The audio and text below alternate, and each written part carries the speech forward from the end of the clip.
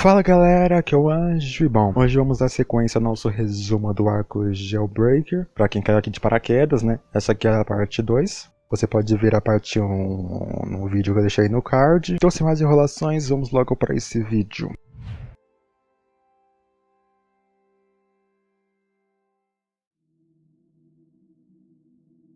O volume começa com a Suzu, que é a chefe de segurança, junto com a Kimi num parquinho. Elas estão conversando sobre aquele dragão que a Kimi invocou. A Kimi fala que isso está dentro dela, mas ela para de falar porque a Suzu tá nem prestando atenção. Então voltamos um pouco no tempo e vamos para aquele prédio abandonado. Surigane explica que seu principal objetivo é tirar a Kimi da prisão, e o segundo era encontrar um hacker muito pica. Ela fala pra Raifu, a menina lá que tava andando com cara de urso, se misturar entre os participantes e eliminar os hackers mais fracos. A Suzu fala pra Tsurigane cuidar do objetivo principal e fala que esse plano requer pessoas com habilidades incríveis. Então a Tsurigane fala que vai enviar ninjas e fala que a segurança da cidade acadêmica não foi feita para pegar eles, além de que eles não serão afetados pelos AM Jammer. A Tsurigane fala que esqueceu de contar, mas ela é de uma vila ninja. A Raifu acha isso muito incrível. A Suzu tá ouvindo tudo isso e pensando, um dragão ninja? Será que elas estão sofrendo de alguma doença da adolescência? Viu? Nem ela acredita. E lembra que ela é a única ali que seria presa se algo desse errado, né? Porque é a única maior de idade. Mas então voltamos ao presente. As meninas estavam jogando um baralho e a Suzu estava pensando, funcionou. Não posso acreditar que ninjas e dragões eram reais. Em Dex eu até aceitaria, mas em Vergan também não acredito. Ela já vai direto pro assunto e fala que conseguiu os dados do registro do vencedor, que no caso é o Iharu. As meninas não acreditam que ela conseguiu hackear todo o sistema de segurança sozinha. A Raifu comenta que tinha visto a Railgun com ela. A Kimi aparentemente não sabe quem ela é. Falando em Railgun, nós vemos aquele restaurante que a Aiten sempre vai lá. Só que quem tava lá era a Mikoto, Saten e o Iharu. A Iharu tava falando o que encontrou quando hackeou o sistema. Ela fala que eles tinham um AM Jammer de longa distância, mas não usaram. A Mikoto fica irritada de todo o seu esforço com a Kongo-san poderia ter sido evitado. E fala que perdeu pra Iharu de todas as maneiras. Mas a Iharu fala que ela não fez nada demais. Saten e Mikoto falam que o que ela fez é demais sim, e que não tem que ser tão modesta. O Iharu fica um pouquinho vermelha, a Mikoto diz pra ela ter mais orgulho de suas habilidades. A Saten até conta que a Shiraya elogiou, mas não pode falar de Kuroko, que ela simplesmente aparece do nada. E já aparece que nem um demônio atrás da Iharu. Ela foi encher o saco da Iharu por ela estar pulando o turno de patrulha para lanchar, e chama ela de preguiçosa. O Iharu até tenta meter um migué falando que, como ela tá cansada do evento, ela deve ingerir açúcar para se livrar do cansaço mental, e fala, eu não estou sendo preguiçosa, estou recebendo a energia que preciso para... Antes que ela terminasse de falar, Kuroko simplesmente enfia toda a comida na boca dela e fala, devo colocar mel ou leite condensado também? Você quer açúcar, certo?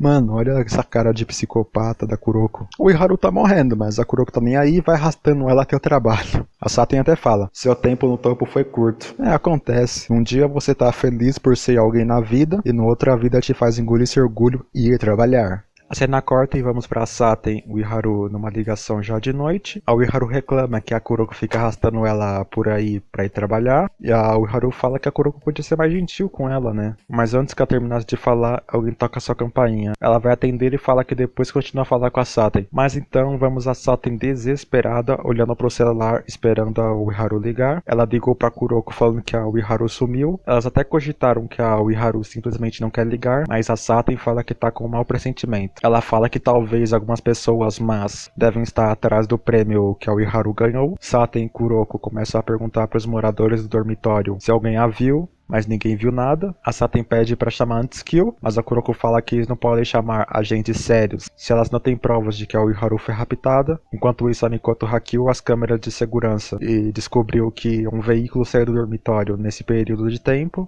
Quando elas decidiram ir atrás do carro, a Saten pede pra ir junto, mesmo que ela mesma saiba que não pode fazer nada. A Kuroko vai se teleportando pelo ar. Falando nisso, não é meio perigoso ela ficar voando aí de saia? Sei lá, tipo de as pessoas verem a dela de baixo. Mas voltando, a Kuroko acaba achando o caminhão. Aí nós vamos para o tal caminhão. Lá estava um grupinho do mal em volta da Iharu desmaiada. A Tsurigane sente uma presença no teto e vai conferir. Enquanto isso, a Kuroko estava pensando se esperava pela Onesama ou usava a sua autoridade da Judgment para parar o caminhão. A Tsurigane aparece atrás dela e elas começam a lutar no teto do caminhão. A Tsurigane comenta que não esperava que descobrissem um sequestro tão rápido. Enquanto isso, a Mikoto usa seu magnetismo para amarrar uns arames nos pneus e parar o caminhão. A Tsurigane manda uns figurantes do mal pegarem outros pneus, mas a Mikoto fala que eles não vão a lugar nenhum e fala para eles soltarem o Iharu.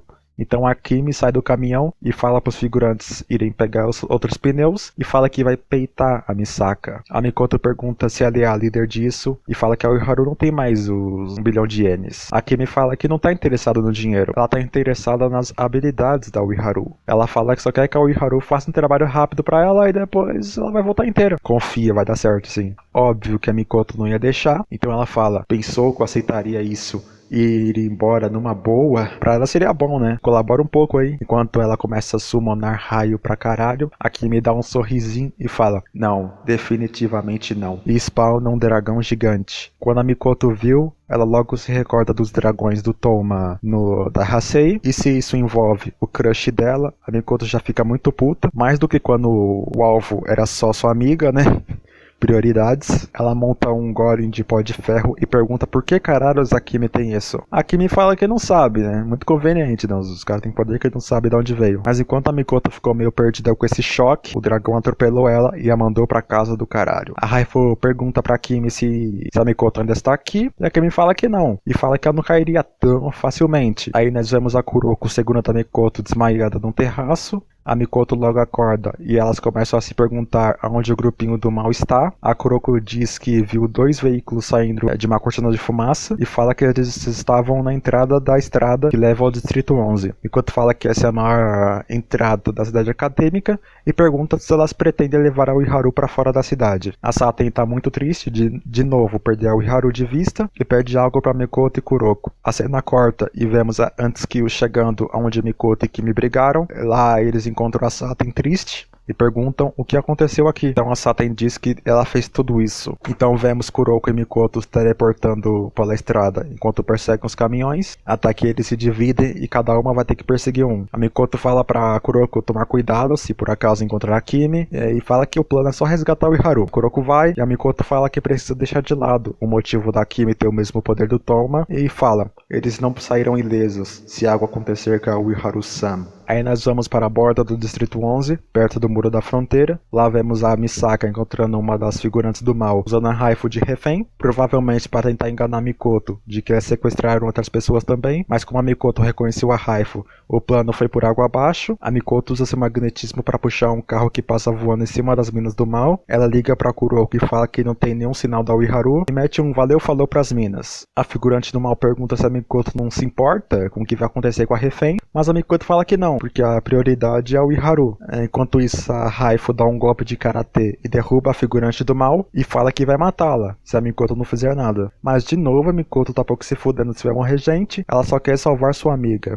Justo. A figurante ainda no chão puxa uma arma pra Raifu, mas a bala que acertar a cabeça da Raifu acaba acertando o pé da figurante. Ela fica confusa e Mikoto começa a ficar puta, puxa a porta do carro pra atacar nela, mas ficou com medo da porta ser refletida e fica parada. A Raifu fala que a Mikoto é uma boa pessoa e sai correndo carregando a figurante. A Mikoto começa a se perguntar como ela refletiu a bala e começa a se lembrar do Accelerator. Mas ela lembra que, quando ela pesquisou sobre o projeto nível 6, ela viu que não conseguiram recriar os poderes do Accelerator. A Mikoto estava andando quando ia ser atingida por umas balas, mas elas foram paradas pelas portas que a Mikoto estava usando de escudo, e fala que as balas vieram depois do som e de uma direção diferente. Ela ouve uns barulhos no estacionamento, quando a Raifu joga um carro nela. Ela consegue desviar, mas percebe que a gasolina do carro estava vazando, e é aí que a Raifu explode todo o estacionamento. A Mikoto consegue escapar e se pergunta por que a Raifu fez isso, já que isso não seria o suficiente para matá-la. Aí vamos para a Raifu junto com a figurante do mal. Ela fala que vai deixar queimar mais um pouco para garantir, e fala que isso é 28%. 28% do quê? A Raifu fala que a figurante já pode ir embora. A figurante fala que não consegue, porque ela levou um tiro no pé, né? A Raifu manda um sincero foda-se. Aí vemos a Raifu encostada no muro quando a Mikoto a encontra. A Mikoto pergunta cadê a figurante. A Raifu fala que não precisa se preocupar e pergunta: você está se preocupando com uma pessoa sem nome? Caralho, olha que quadro da hora. Ele continua embaixo, brabo. Mas aí a Mikoto começa a ser cercada por aqueles helicópteros de 6 asas. e deduz que eles estão ali por causa do incêndio, e pergunta para Raifu se esse é o plano dela. A Raifu fala que ninguém é idiota de contar o próprio plano, mas por dentro ela tá pensando, fudeu, como ela conseguiu descobrir isso com tanta pouca informação? E começa a escalar, correr na vertical, tipo Naruto pelo muro. Os helicópteros começam a atirar nela, mas ela não é atingida. Um helicóptero até tenta dar um headshot nela, mas a Raifu redirecionou as balas para a direção da Mikoto. A Mikoto consegue desviar da explosão e começa a teorizar qual é o poder dela. E cogita ser psicocinese, mas fica tranquila por saber que nenhum poder de psicocinese pode deter seu nível 5, né? Aí vemos a Raifu mandando os helicópteros na direção da Mikoto e fala: duvido que possa vencer se eu lutar com a terceira nível 5, mas está tudo indo conforme planejado. Meus 13% de vitória iniciais subiram para 53%. A Mikoto consegue desviar do helicóptero e a Raifu fala que suas chances agora são de 68%. A Mikoto continua a destruir os helicópteros e percebe que a Raifu só fica de longe, e deduz que ela está só observando. A Mikoto até pensa em tentar se esconder nas explosões, mas prefere continuar só destruindo porque acha que a Raifu não tem mais armas sobrando. Enquanto isso, a Raifu pensa, nem mesmo um helicóptero de ponta pode parar suas defesas. Então ela joga mais um helicóptero e, como sempre, a Mikoto ia destruir ele. Mas a Mikoto ficou pensativa sobre o porquê ela ficou usando o mesmo ataque. Já que ela estava observando, ela devia fazer uma coisa diferente, né? Não faz sentido ela fazer o mesmo ataque sempre. A Mikoto decide destruir o helicóptero com uma Railgun, mas quando o helicóptero é destruído, a Railgun começa a girar na órbita da Raifu. Para romper a barreira de um nível 5, você precisa de um poder de um nível 5. Ela redireciona a Railgun na direção da Mikoto. A Mikoto por pouco conseguiu desviar, mas foi atingida, um pouquinho. O que me fez voar assim? Minha Railgun foi mandada de volta a uma leve imagem das minhas retinas. Eu estava errado sobre o poder dela. Ela controla a gravidade. A Raifu imagina que a Mikoto já descobriu sua habilidade e decide acabar com ela antes que ela se recupere. Mas antes que a Raifu desse uma unhada nela a la Wolverine, a Mikoto usa seu magnetismo e puxa um extintor de incêndio. As duas ficam cara a cara e a Mikoto começa a se eletrocutar para ela conseguir eletrocutar a Raifu também. E mesmo com poder gravitacional, a Raifu estava sendo atingida, então seria uma guerra de resistência. A Mikoto pensa, se o ataque for direcionado diretamente a ela, não poderá redirecionar de volta. Então ela joga um extintor nela, mas a Raifu consegue redirecionar e o joga na cara da Mikoto, e ela fica meio atordoada. E quando a Raifu ia dar uma unhada nela, ela acaba acertando um clone feito de pó de ferro. Misaka meteu um clone das sombras, e a Mikoto fala, você não é a única que pode bolar planos. Isso aí, toma, otária. Enquanto começou a eletrocutar a mina como se não houvesse amanhã, a coitada não conseguia nem sentir os próprios membros. Chance de vitória 0,03%. Acho que é muito. Mas mesmo toda acabada, ela levanta e vai pro pau de novo. E a Mikoto dá um chutaço nela, sério que chute lindo, e fala, desculpa, eu não sou um herói. O herói que eu conheço é um grande idiota, que não pode descansar até salvar todos os necessitados. Até alguém como você. Ela dá o choque final e fala, agora não posso ajudar as pessoas mais próximas de mim, mas se você quiser, eu posso retirar uma página do seu livro e ouvir você. Caralho, que foda.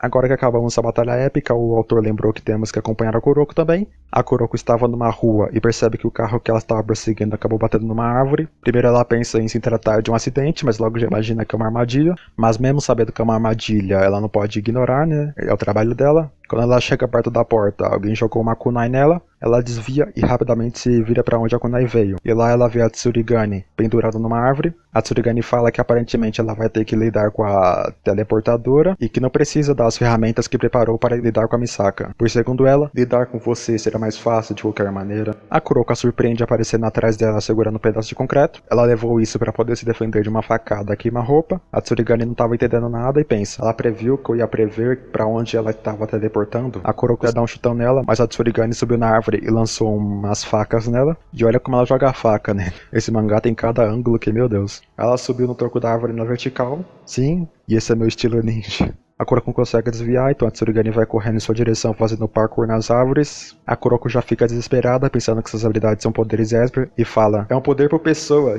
tipo peraí, isso não vale. E fala que se ela usar um poder para prever seu teleporte, ela vai de base. A Tsurigane lança mais facas na direção da Kuroko, ela defende usando aquele pedaço de concreto, e cogita que isso é tudo uma habilidade atlética. Mas aí uma dessas facas acaba acertando uma figurante do mal, ela tá chorando porque uma dessas facas passou de raspão nela, mas então começa a ficar zonza e cai de cara no chão. dragão. A Kuroko começa a pensar se isso é veneno. A Tsurigani fala pra figurante que isso não vai matar ela, só faz ela parar de se mover, mas deixando isso de lado. A Tsurigani elogia a Kuroko por ela descobrir sua habilidade numa batalha tão curta. A Kuroko fala que a Tsurigani tem um poder de observação de objeto. Os Espers subconscientemente emitem um campo de difusão AIM. Pessoas normais não conseguem detectar esse campo, mas a Tsurigani consegue. E com muito treinamento, não um ninja, um científico mesmo, ela consegue prever como a energia do campo AIM vai ser usada. Pegando o exemplo da Kuroko, o poder da Tsurigani consegue prever para onde ela vai se teleportar. Fica tipo uma aura onde ela tá e onde ela vai usar sua energia do campo AIM para se teleportar. Mas voltando à batalha, a Kuroko se teleporta para longe e pega um pedaço de madeira. A Tsurigani já aparece em alta velocidade. Ela vê que a Kuroko vai se teleportar para frente dela. A Kuroko joga uma pedra para ela usar uma kunai para se defender, que usa o pedaço de madeira para dar uma madeirada nela. A Tsurigani logo se levanta e fala que tá impressionada com a Kuroko, porque ela foi a primeira pessoa a usar seu campain como armadilha, e como ela foi cautelosa e colocou o pedaço de concreto na sua barriga para caso tomasse uma facada. E a Kuroko fala que tá impressionada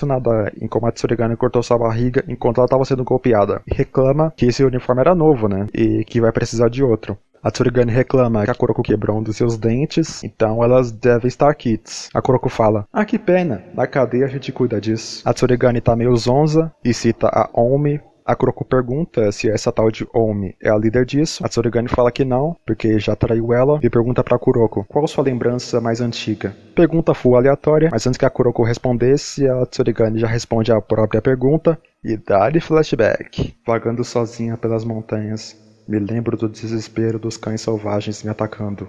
E eu me lembro da Omi-sama matando-os como uma tempestade. A visão era incrível e tão bonito que ainda arde meus olhos. A Tsurigani fala que não se importa com o sequestro da Uiharu, pois isso não faz parte do plano dela. E fala que isso de sequestrar a Uiharu é só uma diversão da Kimi, é só uma pegadinha da Kimi. Tsurigani fala que seu objetivo era atrair sua antiga organização e fala que eles vão enviar alguém para caçá-la. Ela lembra de como aqueles cães selvagens morreram como lixo e fala que vai fazer a Omi matá-la assim. A Kuroko faz uma cara de confusa e pergunta: "Do que está falando?" A Kuroko não viu os flashbacks, por isso ela tá meio perdida. E fala: "Você não pode escolher como nasceu.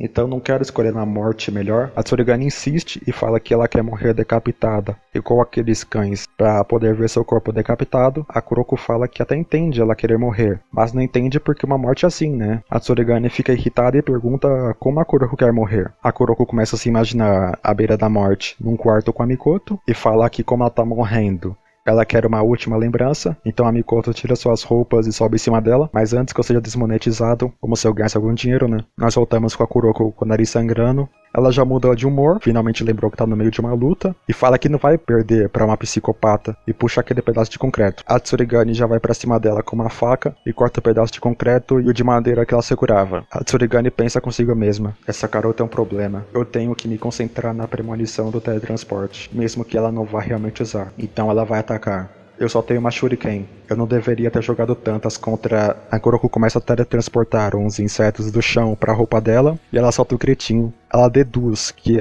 essa é a primeira luta da Kuroko, que ela não pode usar o teleporte, mas fala que ela tá se acostumando com isso. Ela tem talento com combate. É exatamente como eu gosto. A Kuroko percebe que a situação pra ela tá piorando e é que precisa que dê uma abertura. A Tsurigani lança uma lâmina amarrada num cabo. A Kuroko consegue desviar, mas acaba com a defesa baixa e toma um chute. Ela tenta se defender, mas a Tsurigani é muito rápida. Ela perde o equilíbrio com uma rasteira e se teleporta para trás de uma árvore. Ela volta ao campo de batalha e fala: "Tenho um papel a cumprir. Os outros podem resgatar o Uiharu, mas como uma oficial da Judgment, devo prender você e a ladra ali." A Tsurigani ouve isso e fala: "Eu mudei de ideia. Parece que eu realmente preciso tirar você da jogada." E parte pra cima da Kuroko. E começa a usar aquela lâmina de corda. Quando a Kuroko ia ser atingida, ela teve que se teleportar, mas a Tsurigani conseguiu prever isso e fez um ataque surpresa. A Kuroko consegue desviar, mas percebe que a espada não está na mão da Tsurigani, então a espada na corda dá umas piruetas no ar e acaba cortando a mão da Kuroko. Ela se teleporta no desespero, mas a Tsurigani contra ela: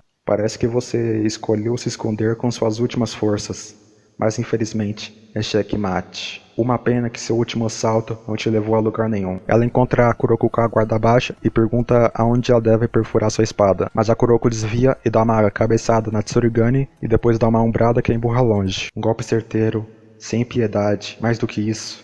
Como ela continua se movendo? "É o poder da amizade, minha filha." E começa a se perguntar por que seu veneno não funcionou nela. E finalmente se toca que a Kuroko teleportou um creme medicinal para dentro de seus vasos sanguíneos, para evitar que o veneno se espalhasse. Ela deduz que isso não vai durar muito tempo, então vai em direção da Kuroko para ganhar tempo o suficiente para o veneno funcionar e fala: estou começando a pensar, ser morta por você pode ser legal, no entanto, você não está nem perto do primeiro lugar. A Kuroko ouve isso e fala: desculpe, mas eu tenho sentimentos por outra pessoa, eu não posso me juntar à sua perversão. A Tsurigani tenta acertá-la com sua espada, Kuroko desvia, e a Tsurigani tenta dar um chute nela, ela desvia e teleporta alguma coisa para uma árvore, e começa a fazer uma contagem regressiva. 3, 2... A Tsurigani tenta usar aquela espada na corda, mas ela desvia de novo. 1. Kuroko teleporta pro ar e um flash de luz cega a Tsurigani. Aí nós descobrimos que Kuroko colocou um timer pro flash da câmera ativar. A Tsurigani fica desesperada, sem saber o que a Kuroko vai fazer, já que ela não consegue ver. A Kuroko teleporta para trás dela e pega a espada de corda. Mas a Tsurigani dá um chutão nela e ela sai voando. Mas descobrimos que antes de ser atingida, a Kuroko conseguiu acertar a Tsurigani com a espada e fala: você não vai dizer que é imune a todos os venenos, né? Era só o que faltava. Mas ela realmente não era. Tsurigani lamenta por falar que a luta seria fácil e cai de cara no chão. Kuroko liga para Antskill para eles prenderem as minas do mal e volta naquele carro. Lá realmente não tinha ninguém e ela conta isso para Mikoto.